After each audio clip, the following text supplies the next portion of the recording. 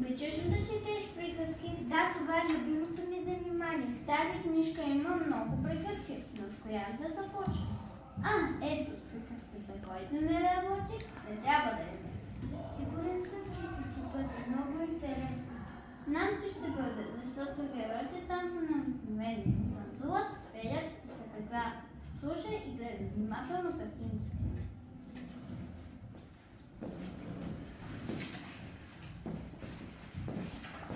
Село, в една красива българска къща живяло имотно семейство със своята единствена дъщеря, хубавата Богданка. Гледали я като писано яйце.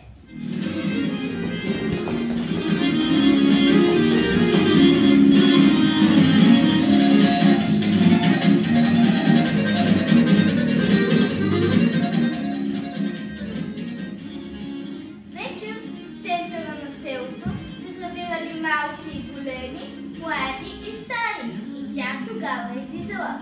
Всеки, който я видел, очи не може да откъсне от нея.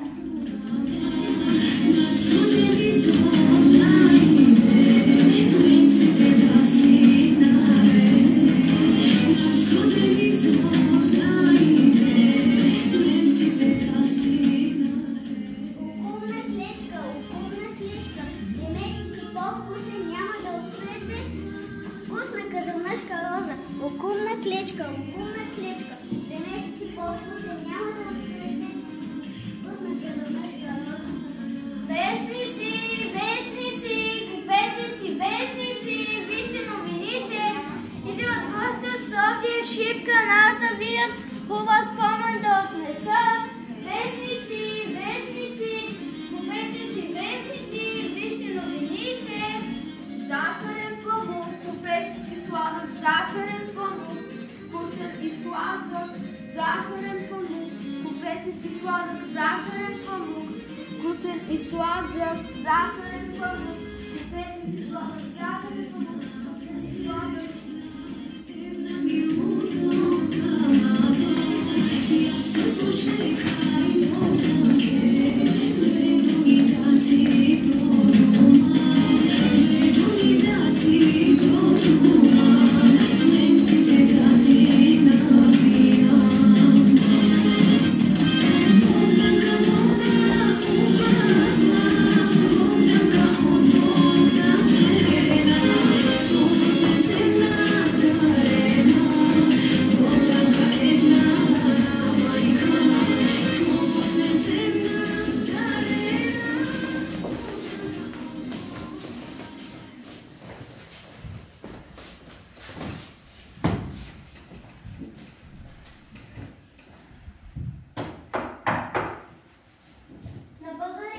Новия Kaufland е страхотен, другата е пълно.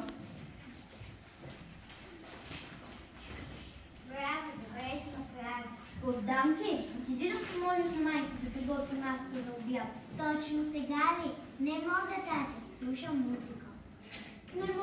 Не може да дойде.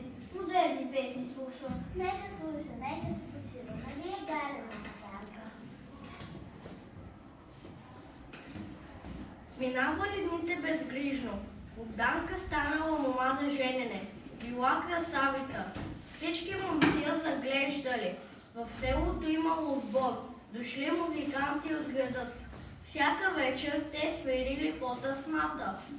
Един ден на вратата от Богданки ни почукал музикант. Добър ден, значи имате хубаво мома за женене, но се иска подарък този музикален инструмент, на който ще науча да свири.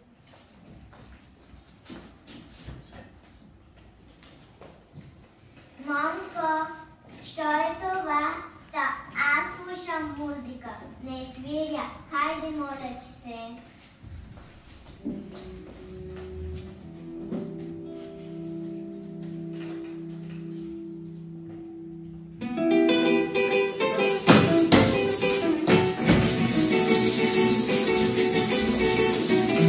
Soy un hombre muy honrado que me gusta lo mejor. A mujeres no me falta ni el dinero ni el amor. Jineteando en mi caballo por la sierra yo me voy. Las estrellas y la luna ellas me dicen dónde voy. Ay, ay, ay.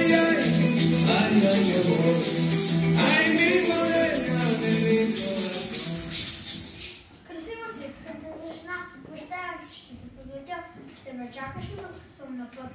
Не бих могла да стоя сама в дома ти. Тогава ще се намеря друго момиче за жена. Довиждаме.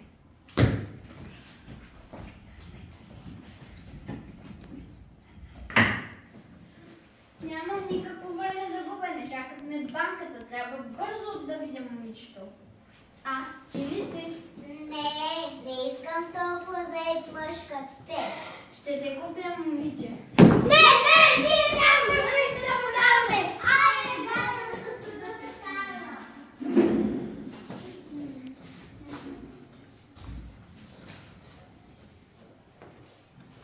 Богданка се живяла щастливо от дома, макар че на никога не станала жена.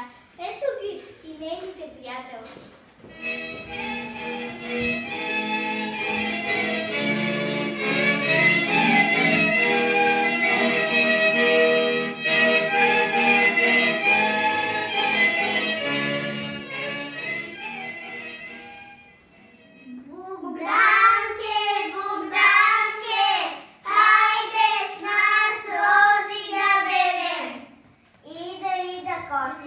Да си взема.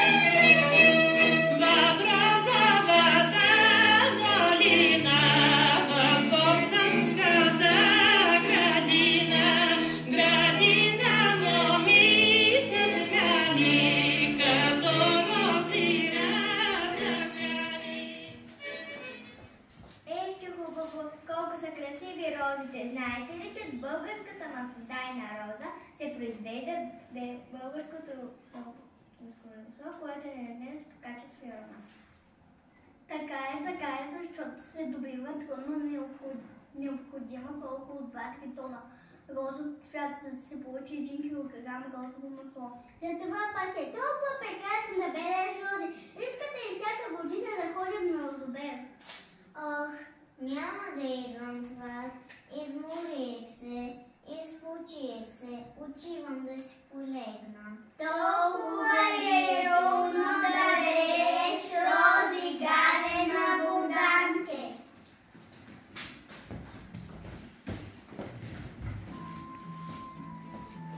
В съседното село живял личен момък. Той бил не само хубав, но и много умен. И всички много го обичали.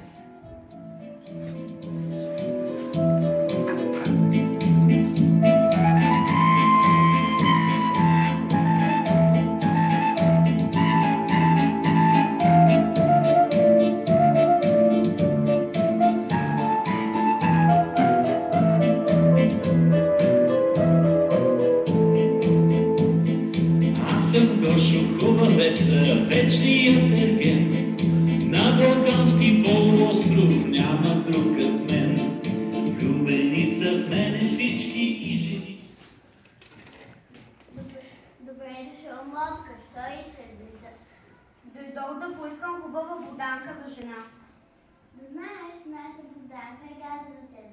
Никога не е работила, на работа не е свикнала.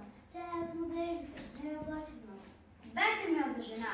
Къщи никой никого не кара да работи. Ще я гледаме тъй, както вие я гледате. Щом ще гледате като нас, даваме да се.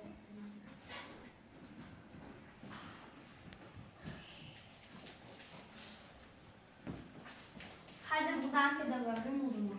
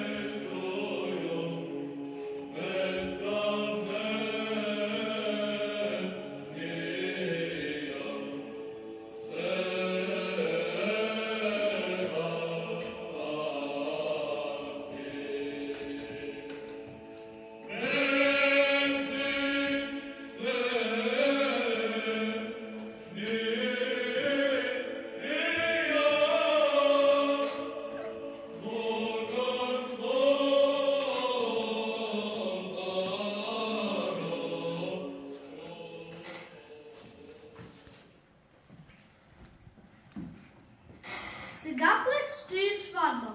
Голяма българска сватба. Посрещането е преживяванията на Богданка в новия й дом.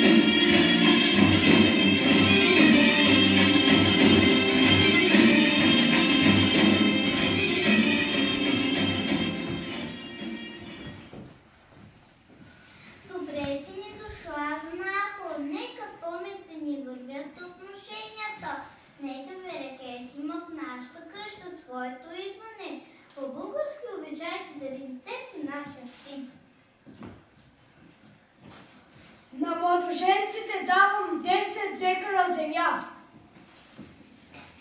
На булката дарявам моя златен синжир.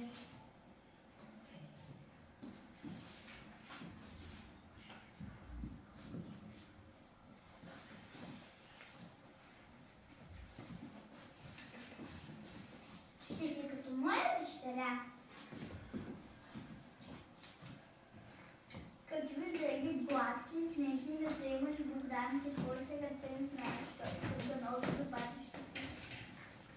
Добре дошла в нашия рад. Много ниви и стока има в оборите ни, ама работа трябва. Колко си гидава и хубава Богданка, бъди моя приятелка. Да носи да потлива колкото е красива. Че много работа има в нашето семейство. Ще си помагаме добре. Добре, че дойде малко да ни отмекне на нас.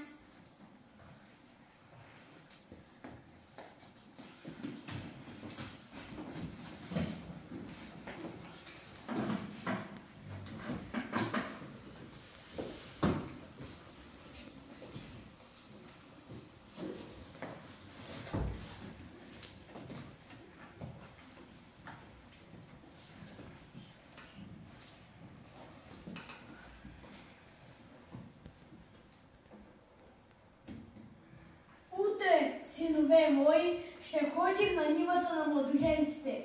Вие, снахи, Оберете черешата, ти, Богданке, наготви вкусно ядене.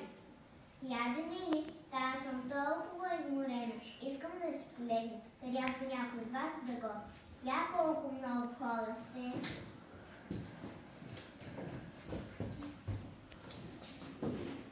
След сватбата дните минавали така, както до сега в семейството.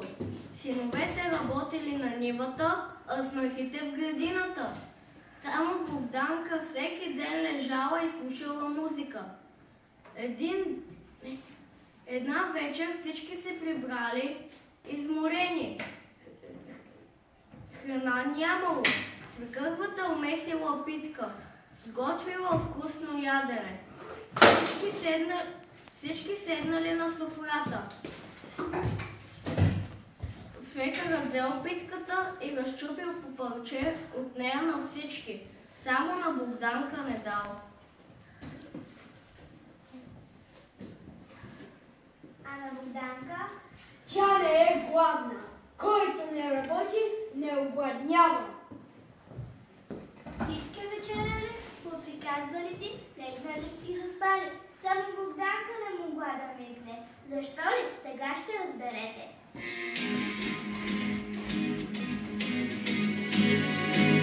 Странно нещо е живота, нали са в различни дни. Странно нещо е съдбата, не си весел, утре гриш. Има дни безумно страшни, краят им не виждаш ти. Късаш нерви, виждаш рани, страдаш и кървиш. Горе главата и аз се стегни. Горе главата, силен бъди. Всичко минава, всичко тече. Скоро се ще грее на твоето небе. Всичко тече. Скоро се ще грее и на твоето небе. Имай вяра, тя помага, Господи не да те гони. Той виновните наказва, що си ще ти дари. Само вярвай в живота, молиш от добро и слава. Листата ще зима, идва лято в този живот. Горе главата и аз се стегни. Горе главата, силен бъди. Всичко минава, всичко тече. Слънце ще грее на твоята небе.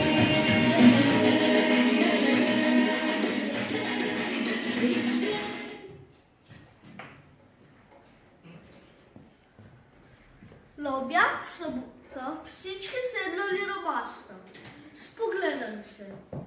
Свекърът разчупил питката и казал: Ето, вземи дъще. Днес ти работи най-много. Благодаря ти, тате. Утре още по-вкусна пита ще умесе. Ядене ще сготвя.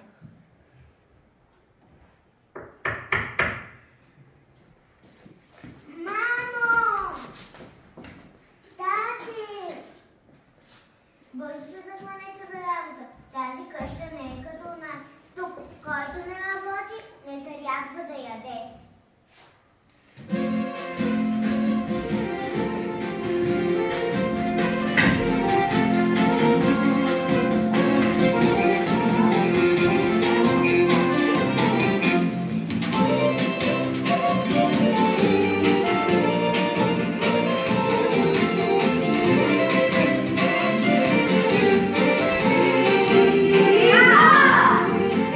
Настъпи време,